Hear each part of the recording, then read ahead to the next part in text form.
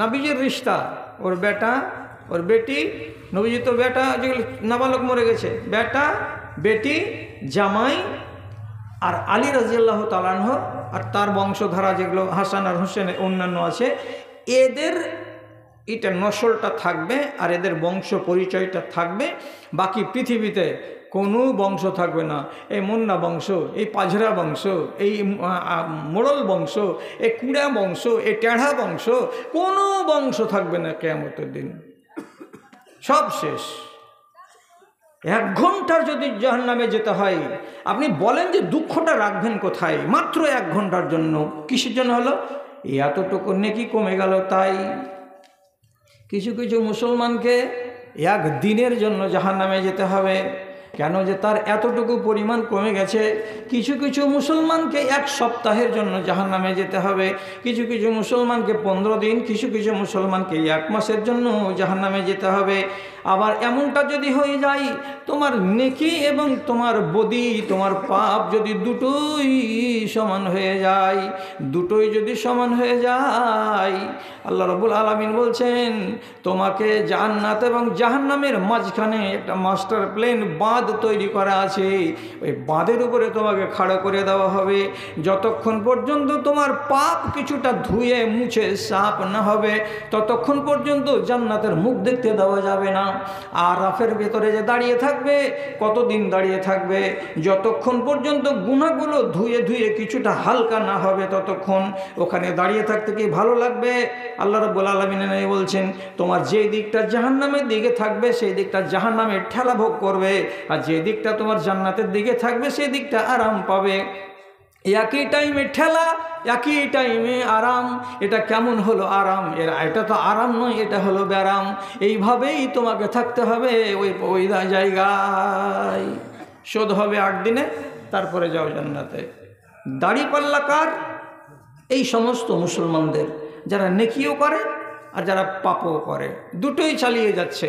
তো মুসলমান, আপনারা মনে মনে বলবেন যে ভৈরবপুরের লোক তো এত বড় মসজিদ করেছে, এখন কি এরা মুসলমান? এরা সব মুমিনিন। তো আলহামদুলিল্লাহ আমি মুমিনিন বলবো। এবার আমি আপনাকে একটা কথা বলছি, সে কথাটার দিকে আপনি তাকান। আল্লাহ তাআলা সূরা নূরের ভেতরে বলছেন ইন্নামা কানা কাওলাল মুমিনিনা ইযা দুউ ইলাল্লাহি ওয়া রাসূলিহি লিয়াহকুমা বাইনাহুম আইয়াকুলু সামি'না ওয়া আতা'না। যারা মুমিন হবে তাদের পরিচয় হবে এটাই, যখন কোনো মানুষ তাদেরকে ডাকবে আল্লাহ রাব্বুল আলামিনের দিকে এবং তার নবীর দিকে, তখন লোকগুলো শুনবে কথাগুলো, শোনার পরে বলবে সামি'না ওয়া আতা'না, শুনলাম রে বাবা, শুনলাম, দোকান দিয়ে শুনলাম। আর তারপরে পরে বলবে আতা'না, আমরা মেনে নিলাম, এটা অন্তর থেকে মেনে নিলাম। শুনলাম আর শোনার পরে মেনে নিলাম। যারা এই কথাটা বলবে, শোনার পরে মানার যারা স্বীকৃতি দেবে, তারা কি? আল্লাহ তাআলা তখন বলছেন উলাইকা হুমুল মুফলিহুন, এই লোকগুলো হলো কল্যাণপ্রাপ্ত লোক, এরাই নাজাত পাবে কিয়ামতের দিন। তাছাড়া যারা শুনে তারপরে মানে না, এই লোকগুলো কল্যাণপ্রাপ্ত নয়। যারা শুনেও না, যারা মানেও না, তারা কল্যাণপ্রাপ্ত নয়। শর্ত কি দিলে?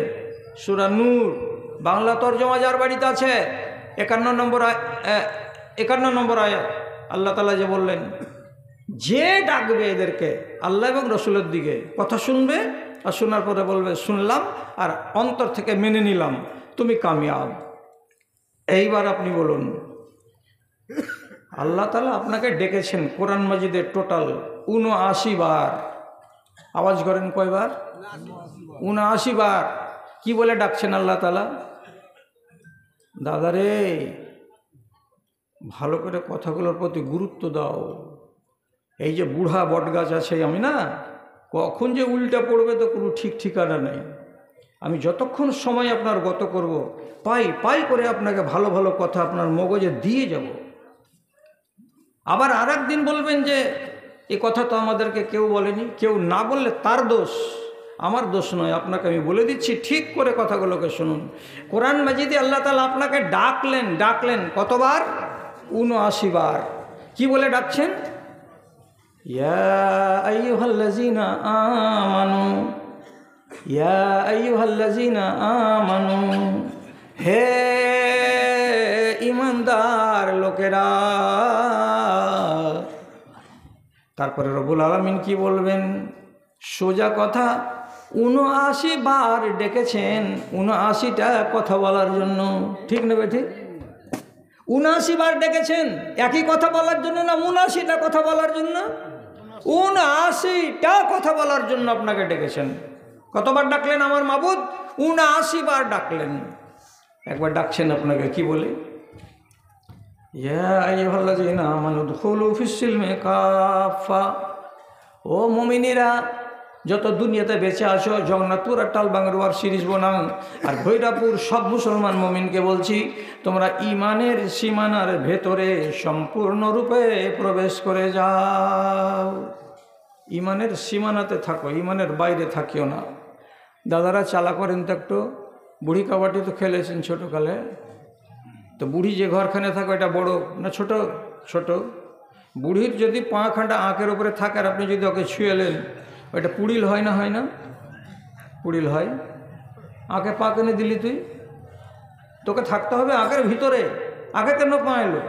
কিন্তু খেড়ুরা যে ঘরের ভেতরে আছে ওখানে আঁকে পা লাগলে কোনো ক্ষতি হবে না, কিন্তু বুড়ি যে ঘরের ভেতরে আছে সে ঘরের আঁকের ভেতরে তোমাকে থাকতে হবে। আঁকে পা দিতে গেলেই তুমি দাগি। আল্লাহ তাআলা কি বলছেন? ইসলামের যেটা সীমানা আছে, সীমানার ওই পারে থাকিও না, সীমানার এই পারে চলে আসো। একবার ডাকলেন। এখন এই ডাকটাকে নিয়ে যদি আপনাকে বলি, এই গায়ের লোক, কতটি সীমানার ভিতরে আছো? তার ওখান থেকে একটা লোক বলছে সীমানাটা কত বড় আছে দেখাও, তাহলে তার ভিতরে থাকবো? সীমানাই তো চিনি না আমরা। তো সীমানা আগে চিনবেন, তারপরে বলবেন যে সীমানার ভেতরে আমি আছি বা আমি থাকবো। এটা তো সত্যি কথাই। তাহলে তাকান সীমানাটা কত বড়। সীমানাটা আল্লাহ রাব্বুল আলামিন কেমন করে বানিয়ে রেখেছেন আপনার জন্য। ইন্নাল লিকুল্লি মালিকিন হিমান ওয়া ইন্না হিমাল্লাহি মাহারিমুহু। বাংলাদেশের দেশটার চৌহদ্দি আলাদা, ভারতবর্ষের চৌহদ্দি আলাদা, নেপালের চৌহদ্দি আলাদা। প্রত্যেক দেশ নিজের বর্ডারে মিলিটারি খাড়া করে রেখেছে। তুই যেন এদিকে না আসতে পারিস, তেমনি ভারতের বিএসএফ দাঁড়িয়ে আছে বর্ডারে, তোরা যেন এই দিকে আসতে না পারিস আর এদিকের লোক যেন ওই দিকে যেতে না পারে। বর্ডারে সিকিউরিটি ফোর্স খাড়া করে রাখা আছে। প্রত্যেক দেশ নিজের বর্ডারটাকে জোগায়। আল্লাহ, তোমার দিনের সীমানাটা, ইসলামের সীমানাটা কত বড়। তো নবীজি বলছেন আল্লাহর দ্বীনের সীমানাটা কত বড়, তো তোমরা মগজে কথাটাকে সাজাও। কিভাবে সাজা বললাম? তো বলছে আল্লাহর দ্বীনকে চারিদিকে মিলিটারি দিয়ে ঘেরা আছে, চারিদিকে মিলিটারি দিয়ে ঘেরা আছে। মিলিটারি গেলা কি? তো নবীজি বলছেন আল্লাহর হারাম। আল্লাহর হারাম, হারাম মানে কি? এখানে আছে কি চুরি, ওখানে আছে কি ডাকাতি, ওখানে আছে কি রাহাজানি, ওখানে আছে কি ব্যভিচার, এখানে আছে কি সুদ, এখানে আছে কি মদ, এখানে আছে কি জাদু, এখানে আছে কি শিরিক, এখানে আছে কি গীবত, এখানে আছে কি পরনিন্দা। এরকম করে যতগুলো হারাম, হারাম ইসলামের ভেতরে যতগুলো হারাম আছে সমস্ত হারামকে গোল করে খাড়া করে দেন। আর এর মাঝখানে আপনি দাঁড়িয়ে থাকবেন।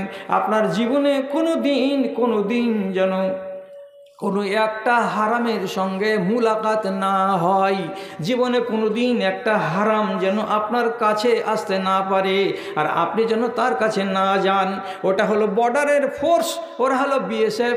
ওখানে গেলে গুলি মেরে দেবে, জীবনটা নষ্ট হয়ে যাবে। ঠিক তেমনি আল্লাহর মিলিটারিগুলো দাঁড়িয়ে আছে চারিদিকে। আপনি যদি ব্যভিচারের কাছে চলে যান আর ব্যভিচার যদি হয়ে যায়, তাহলে আপনি মার্ডার হয়ে গেলেন। তার মানে কি হলো? আপনি ব্যভিচার করার কারণে আপনার ঈমানটা অন্তর থেকে বেরিয়ে গেল, আপনার নামটা কিন্তু বদনসিবের খাতায় চলে গেল। আপনি যদি মদের সঙ্গে মোলাকাত করে নিন, তাহলে এটা হলো বিএসএফ, এর সঙ্গে আপনার মোকাবিলা হয়ে গেল।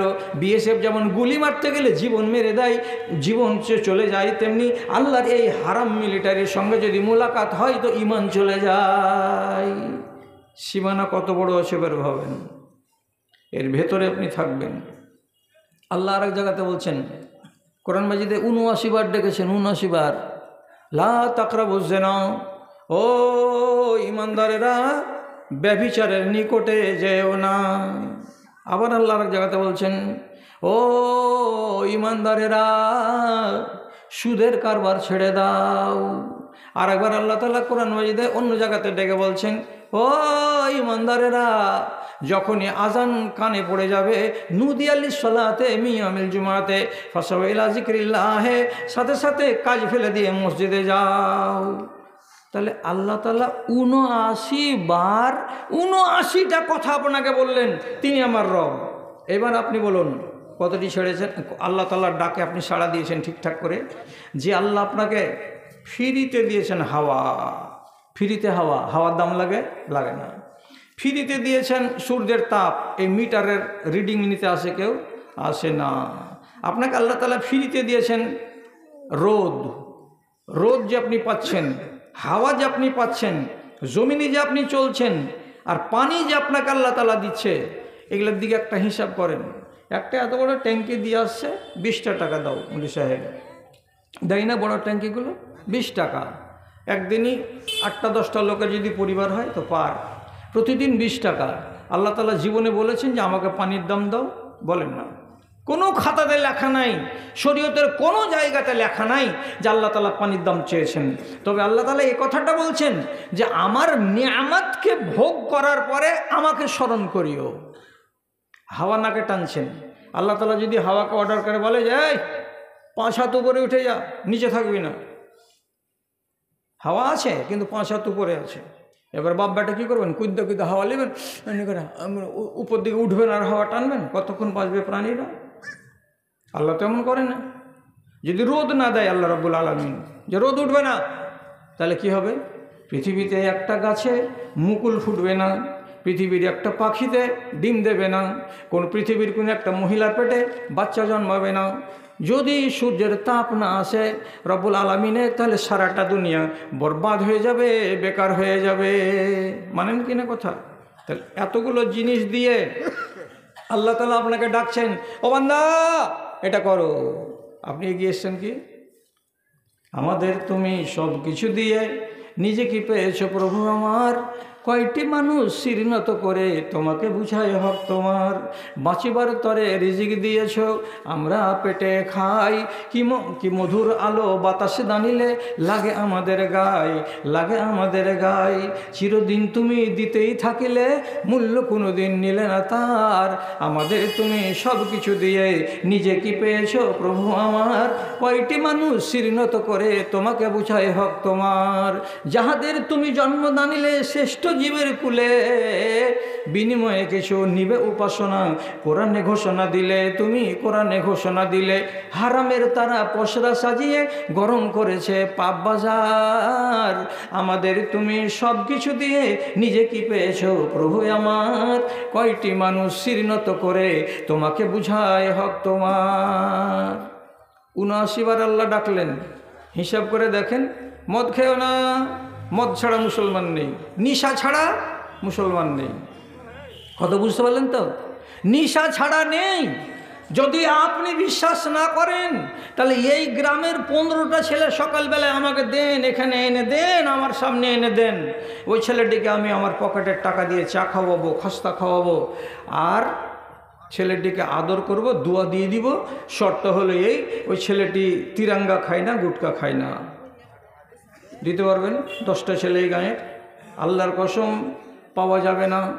আমার কওম, আমার জাতি ডুবে গেছে, নেশায় ডুবে গেছে, গলা হয়ে গেছে এদের নেশা। কেউ খৈনি খাবে তো কেউ গুল করবে, কেউ তিরাঙ্গা খাবে তো কেউ 8,000 খাবে, কেউ মধু খাবে তো আর কেউ কিছু খাবে। এই খেয়ে আমার বুড়ো কওমটা একেবারে জাহান্নামের দোর গড়ায় পৌঁছে গেছে। তবে এখানে একটা কথা খালি বলেই দিই, যেই নেশা পান করতে গেলে আপনার মগজ টলমলিয়ে যাবে, যে নেশা পান করলে মগজের ভারসাম্য ঠিক থাকবে না। মাকে যা কবে যা মা আমায় ভাত দাও, বাড়িওয়ালিকে যা কবে খালাকে ভাত দেবে খালা, তো মগজ ঠিক আছে কি? ঠিক নেই। নিজের বাপকে যায় যদি সালাম দেয় আসসালামু আলাইকুম, তাহলে ভালো হয়েছে। এটা কে করে? যার মগজ টলে যায় সে এটা কাজ করে। মগজ কিসে টলে? বিড়িতে টলে কি না? 64 দিয়ে পান খেলে টলবে কি না? গুল করলে টলবে কি না? সিগারেট খেলে টলবে কি না? এগুলো হারাম, এগুলো হারাম। কিন্তু যেটা আসল হারাম সেটা হলো মদ গিলাসে ঢেলে পান করা। আর এটাতে নবীজি লিখে আসল কথা বলছেনটা কি?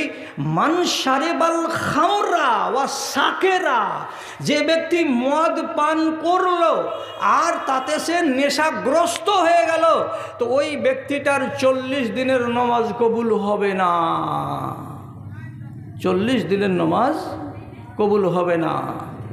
এখন দেশে বাংলা পড়া মাওলানার সংখ্যা অনেক, কোরআন হাদিস পড়া মাওলানা এদের ধাকের কাছে টিকে না, এত হম্বিতম্বি। গত পরশুদিন 3 দিন আগে মুর্শিদাবাদের এক মাওলানা একদম বলছে কি যে বিড়ি খেতে গেলে আর সিগারেট পান করতে, জর্দাখড়ি করতে গেলে, গুল খৈনি করতে গেলে 40 দিন তার নামাজ কবুল হবে না। মহা বেকুফ কোথাকার, কাহা কা ইট্টা কাহা কা রোড়া, মনভটিয়া জোড়া জোড়া, মারলাম হাঁটুতে ফাটিয়ে দিলাম মাথা। বোকার মতো কথা, যে হাদিস জানে না সেগুলো নিয়ে আলোচনা করতে যাওয়া। শিখে রাখেন এগুলো হারাম, কিন্তু আপনার ইবাদত কবুল হবে না 40 দিনের। কিসে? এমন নেশা পান করাতে যেই নেশাতে আপনার ভারসাম্য হারিয়ে যাবে। এবার আপনি বলেন, আল্লাহ 79 বার ডাকলেন, দেশ থেকে মদ উঠেছে? উঠেনি? তাহলে কি বারের দিন উঠবে? ফজরের টাইমে নমাজে আজান পড়ছে, কোটি টাকা দামের মসজিদ। কতটি লোক মসজিদে হয় এই গ্রামের? এই গ্রামের মুসল্লিরা আপনারা বলুন। 50টা হয় ফজরের জামাতে? বেশি হয় আলহামদুলিল্লাহ, 100টা হয়। জোয়ানগুলা থাকে 2-10টা। কোনটি থাকে বেশি? যারা ওয়েটিং লিস্টে আছে কবরে যাওয়ার। খালি কনফার্ম হতে দেরি আছে, 3-4 দিনের ভেতরে কনফার্ম হয়ে যাবে, ফাটাফাট চলে যাবে একবারে কবরের দিকে। এই ওয়েটিং লিস্টের লোকটি মসজিদে আছে কেন? যে দুনিয়াদারি ওর শেষ, এখন আখেরাতের গুড়াতে আছে। আর যারা বলবে যে এই তো এখন বডিতে এখন কি আছে, বল আছে, এই স্টিল বডি, এখন গুজরাট যাব আর দিল্লি বোম্বাই যাব আর টাকা কামাবো, এখন ফের নামাজ কিসের? ওকে দেখবেন ঘরের ভেতরে শুয়ে আছে। একে আল্লাহ পাকের নবী হাদিসের ভাষাতে বলেছেন জিফাতুন বিল্লাইল ওয়া হিমারুন বিন নাহার। যারা এশারের নামাজ পড়েনি, পা হাত ধোয়নি, বিনা পা হাত ধোয়াতে বিনা নামাজ পড়াতে শুয়ে গেছে, আর ফজরের বেলাও জাগতে পারলো না, সকাল 7টাতে জাগলো, একে নবীজি বলছেন এগুলো হলো মরা কুকুর। আপনি আমার ঘাটা ঘেরবেন নাকি? তুই কেন এই ভাষাটা বলছিস? আরে তা আমার বাপের জমিদারিতে আছে কি? শিয়ালের বিলে আমার বাপের 12 বিঘে জমি আছে, তো ওখান থেকে কেটে এনেছি আমি। এটা তো নবীজি হাদিসে বলছেন জিফাতুন বিল্লাইল ওয়া হিমারুন বিন নাহার। এ মানুষগুলো হচ্ছে কি মরা কুকুর, সব শুয়ে আছে মরা কুকুরের মতো। যেন মরা কুকুরকে ড্রেনের পাশে ফেলে দিয়ে আসবেন বুধবার, শুক্রবারের বার 3 দিন পরে যদি দেখবেন তো ওই যে ট্যাঙ্ক ছাড়া ছিল তো ট্যাঙ্ক ছাড়াই আছে, আর বদলি নাই। তাহলে আপনি এবার বলুন যে আল্লাহ রাব্বুল আলামিনের এতবার করে ডাক দেওয়াকে আমি আজ পর্যন্ত স্বীকৃতি দিতে পারিনি, তাহলে আমি মুসলমান না মুমিন? এবার আপনাকে নিজেকে লিখতে হবে কলম দিয়ে। রাসূলুল্লাহ ডাকছেন আপনাদেরকে, এক গাদা ডাক দিয়েছেন আল্লাহ পাকের রাসূল হাদিসের ভেতরে। আপনাকে একটা একটা করে খালি শোনাবো কি? 1-2-4টা আপনাকে উদাহরণস্বরূপ বলছি। নবীজি বলছেন গণকদারের কাছে যাইও না, তকদির পড়ে দিও না, কেউ তকদির পড়ে দিতে পারবে না। গণকদারের কাছে গিয়ে আংটিটাকে হাতে ভরে নিয়ে বলবে কি এই আংটি যদি ব্যবহার করো তো ধাতু পড়া বন্ধ হয়ে যাবে, এই আংটি যদি পরো তো তাহলে তোমার ফাঁড়া কেটে যাবে, এমন কথা বলে দিয়ে যদি তোমাকে আংটি দেয়, আল্লাহর কসম যে ব্যক্তি কোনো গণকদারের কাছে যাবে সে ব্যক্তি নিজের ইমানটাকে বিক্রি করে দিয়ে আসবে। আর গণকদারের দেওয়া আংটি যদি হাতে পড়ো ফাকাদ আশরাকা, মানুষটা শিরিক করেছে, আর শিরিকের উপরে খাড়ো আছে, শিরিক করেই চলেছে। কাজে এমন কাজ কেউ করো না। অথচ কত মুসলমানের হাতে দেখতে পাবেন রাশির আংটি লাগানো আছে। আচ্ছা, রসুল কি মানা করেননি? আমার দিকে তাকান, গরু বাছুরের গলায় তোমরা টুনটুনি ঝোলাবে না, নিষেধ আছে। গরু বাছুরের পাশা দিকে কলকি পুড়িয়ে দাগ লাগাবে না, এটা করতে মানা আছে। নবীজি বলছেন পরনার দিকে এমনি করে করে তাকাবে না, এটা নিষেধ করা আছে। তারপর আমি আপনাকে বলছি আল্লাহ পাকের নবী বলেছেন ও রমণীরা, তোমরা তোমাদের চোখের উপরের এই ভুরু যাকে বলা হয়, ভুরুর চুলগুলোকে চিমটে দিয়ে দিয়ে উপরে উপরে পাতল করে নিও না, কিংবা পার্লারে গিয়ে, বিউটি পার্লারে গিয়ে এমন সুন্দর করে সাজগোজ করবে যে বিউটি পার্লারের লোকেরা তোমার চ্যাপটা ভুরুগুলোকে উপড়ে উপড়ে সরু বানিয়ে দেবে, আর সরু বানিয়ে দিয়ে তোমাকে সুন্দরী বানিয়ে দেবে। এমন কাজ করতে যেও না। তারপরে নবীজি বলছেন পর চুলা লাগিয়ে তোমার চুলগুলোকে বড় করতে যেও না। রাসূলুল্লাহ বলছেন লানাল্লাহুল ওয়াসিলাতা ওয়াল মুস্তাওসিলাতা ওয়াল ওয়াশিমাতা ওয়াল মুস্তাওশিমাতা ওয়াল মুতাফাল্লিজাত। যে নারীরা করে কি, মিস্ত্রির কাছে যায় আর যাওয়ার পরে দাঁতগুলোকে চোখা চোখা করে নেয় যাতে দেখতে ভালো লাগে। যেই মেয়ে ছেলেরা ভুরুগুলোকে উপড়ে পাতলা করে নেয় তাদের উপরে আল্লাহ রাব্বুল আলামিনের লানত হয়। যেই মেয়ে ছেলেরা এবং যেই বেটা ছেলেরা হাতে গোদানি দেয়, হাতে গোদানি গোদানি গোদানি যেগুলো আমাদের দেশে ট্যাটু বলা হয়, যারা ট্যাটু তৈরি করে হাতে পায়ে মুখে কোনো জায়গায়, এদের উপরে আল্লাহ রাব্বুল আলামিনের লানত। তো রসুল তো অনেক কথা বলছেন, আপনি ওদিকে কান করেছেন কি? আবার বলছি ভালো করে তাকান, কথার দিকে খেয়াল করুন। নবীজি বলছেন আশরু মিনাস সুন্নাতে, 10টি হলো আমার সুন্নাত। কি কি 10টি সুন্নাত? গলায় পানি দাও দিয়ে গার্গিল করো, কখন তো অজুর টাইমে। নাকে পানি দাও দিয়ে নাকটাকে ঝেড়ে দাও, কখন তো অজু করার টাইমে। এটা আমার সুন্নাত। নবীজি বলছেন তাকলিমুল আজফারে, নখ যদি বড় হয়ে যায় নখকে কেটে দাও। নাকফুল এবেতে, বগলের চুলগুলোকে যদি হাতে ধরতে পারো তো ধরে ছিঁড়ে ফেলে দাও। তারপরে নবীজি বলছেন কাশুস সারেবে, মুজগুলো কেঁচি দিয়ে ছোট করে দাও। তারপরে নবীজি বলছেন ইফাউল লেহিয়াতে, যদি চেহারায় দাড়ি বেরিয়ে থাকে তো দাড়িগুলোকে ছেড়ে দাও, বড় হতে দাও। তারপরে নবীজি বলছেন হালাকুল আনাতে, যৌনাঙ্গে চুল বের হবে, নাভির নিচে চুলগুলোকে 40 দিনের আগে কেটে সাফ করে দাও। তারপরে নবীজি বলছেন বাড়িতে যদি বেটা ছেলে জন্মে তাহলে অল্প কিছু দিনের মাথায় 5 বছরের হতে হতে তার খাতনাটা করে দাও। এগুলো সবই আমার সুন্নাত, সবই আমার সুন্নাত। নবীজি তো অনেক কথা বলছেন। আল্লাহ বললেন 79 জায়গায়, নবীজি তার চাইতে অনেক বেশি জায়গা বলছেন এটা করো, এটা করিও না, এটা ধরে না, এটা ছাড়ো, এটা ছাড়িও না। কত কথা বলেছেন আমার দাদারা, অত কথা বলার টাইম নাই। আপনারা নিজেরা বলুন তো, যেটি সুন্নাতের কথা বললাম সে সুন্নাত থেকে আপনি কত দূর মেনেছেন? আল্লাহর কসম লাগে আমাদের জাত ভাইয়ের ভেতরে 6 ছেলের বাপ হয়ে গেছে, দাড়ি রাখতে তার ইচ্ছা করে না। আমাদের ভেতরে অনেক আছে এমন মানুষ, গলায় পানি দিয়ে গার্গিল করে না, নাকে পানি দিয়ে নাক ঝাড়ে না। এর মানেটা কি? সে অজু করতেও যায় না, নামাজ পড়তে যায় না। তাহলে আল্লাহর ভালোবাসা কি দিয়ে পাবেন? তাহলে রসুলের ভালোবাসা কি দিয়ে পাবেন? ভালোবাসা নেই তো আমরা কি না খেয়ে মরে গেছি? না খেয়ে মরিনি তো কেন বেঁচে আছি?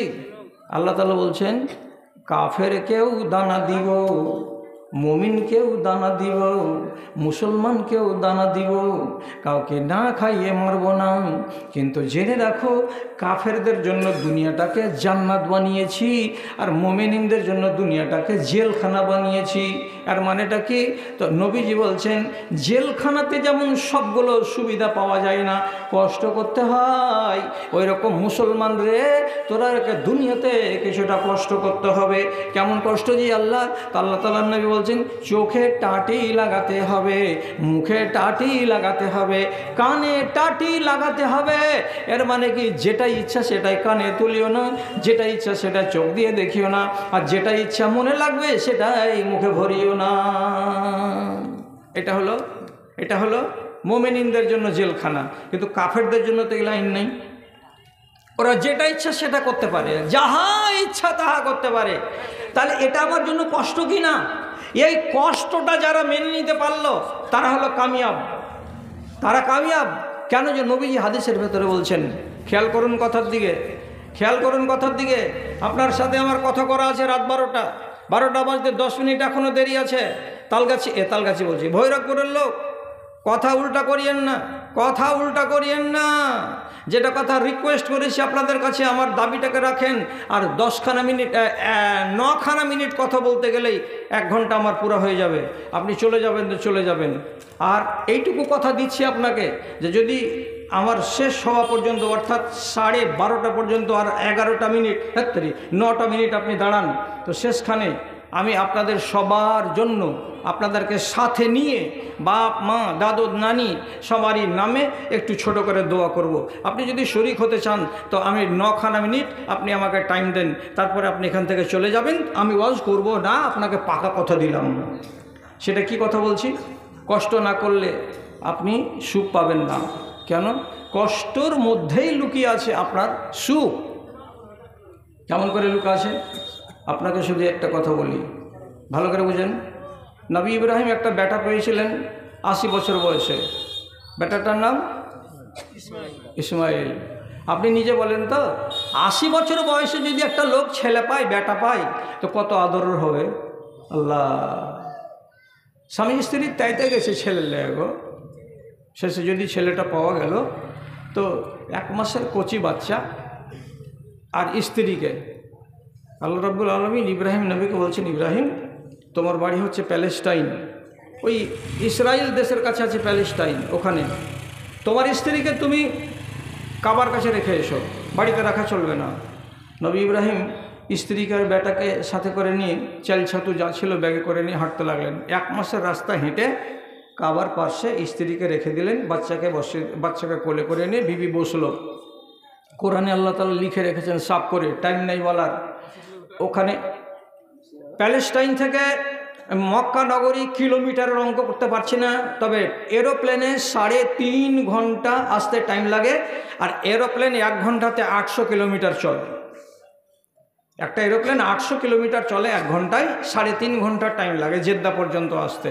তাহলে একটা কম আর বেশি আইডিয়া পেয়ে গেলাম। এত দূর রাস্তা হেঁটে চলে আসলেন এরা 3 জন লোক, স্ত্রীকে আর বাচ্চাকে রেখে দিয়ে নবী ইব্রাহিম আবার উত্তর দিকে রাস্তা ধরলেন। এমনি করে এইখান থেকে 50 মিটার দূর হেঁটে চলে গেছেন। তো স্ত্রী মনে মনে বলছে, আল্লাহ, এখানে মানুষ নেই, জন নেই, ঘর নেই, বাড়ি নেই, কেউ নেই, ছাউনি পর্যন্ত নাই, এমন একটা নির্জন জায়গাতে একটা খাঁ খাঁ করছে ছোট্ট 4 কোণা ঘর। এই ঘরখানের কাছে মাঝে মাঝে একটা করে লোক আসছে, চারিদিকে 7 চক্কর কেটে নিয়ে তপ করে বাড়ি চলে যাচ্ছে, কেউ তো এখানে টেকে না। তো এমন জায়গায় আমার স্বামী আমার কোলের বাচ্চাকে রেখে দিয়ে এদিকে কেন হাঁটতে লাগলেন? ভয় হচ্ছে বেটি ছিল তো, তখন জানবার জন্য এমনি করে স্বামীকে ডাকছে। কি করে ডাকছে? বুখারীর হাদিস বলছি, ইয়া ইব্রাহিম আইনা তাযহাবু, ও ইব্রাহিম স্বামী কোথায় যাচ্ছ? নবী ইব্রাহিম ঘুরে তাকালেন, জবাব দিলেন না, ফের হাঁটতে লাগলেন। আবার 25 মিটার হাঁটা হয়ে গেল। স্ত্রী দেখছে এখান থেকে যে হেঁটে তো চলেই যাচ্ছে, কথা তো বলে না। আর একবার বলে দেখি, আমরা এই বাচ্চাকে কোলে করে আমি কী করবো? এখানে ঘর নেই, বাড়ি নেই, জনবস্তি নেই, কিছু নেই। আবার আওয়াজ দিচ্ছে, ইয়া ইব্রাহিম আইনা তাযহাবু, ইব্রাহিম তুমি কোথায় যাচ্ছ? নবী ইব্রাহিম ঘুরে তাকালেন, কোনো জবাব দিলেন না। বারে এবারে আরও খানিক চলে গেলেন। মেয়ে লোক মানুষ, ধৈর্য ধরতে পারে না। আল্লাহ, একাই এখানে করে আমি পড়ে থেকে গেল, স্বামী চলে যাচ্ছে, 1/2 কিলোমিটার চলে গেল, কিছু বলছে না। তো এইবার তখন হাজেরা বলছে, অন্য প্রশ্ন করি। কি প্রশ্ন? এবার 3 নম্বর প্রশ্ন করছে, ইয়া ইব্রাহিম আমারাকাল্লাহু বিহাযা, ও নবী ইব্রাহিম তোমাকে কি তোমার আল্লাহ এই রকম করে আমাকে আর আমার কোলের বাচ্চাকে নির্জন জায়গাতে ফেলে চলে যেতে বলেছে নাকি? যদি তোমার আল্লাহ বলে থাকে তাই বলো, আর অন্য কোনো কারণ থাকে তো তাই বলো। তখন ইব্রাহিম আওয়াজ দিয়ে বলছেন, না, হ্যাঁ বিবি, আমাকে আমার আল্লাহ বলেছেন তোমাকে এইভাবে রেখে দিয়ে চলে যেতে। আল্লাহু আকবার। আপনি নিজে বলেন, আপনি একটা আদরের বাচ্চা, 1 মাস বয়স হয়েছে, বাচ্চাটাকে ফেলে দিয়ে বাপ যে বাড়ি চলে যাবে, তো কত মনটা বলবে যে আল্লাহর এই ছেলেটাকে চুমা খেতাম, তো ছেলেটা নাই। একটা নিজের স্ত্রী যার সঙ্গে এত সুখ সম্পর্ক, ওই মহিলা যদি কাছে না থাকে তো মনটাতে কত ব্যথা লাগে। এইগুলো যে করতে গেলেন, তো আপনি নিজে বলুন তো, নবী ইব্রাহিমের মনটাতে কত ব্যথা হয়েছিল। কেন ব্যথা কবুল করলেন?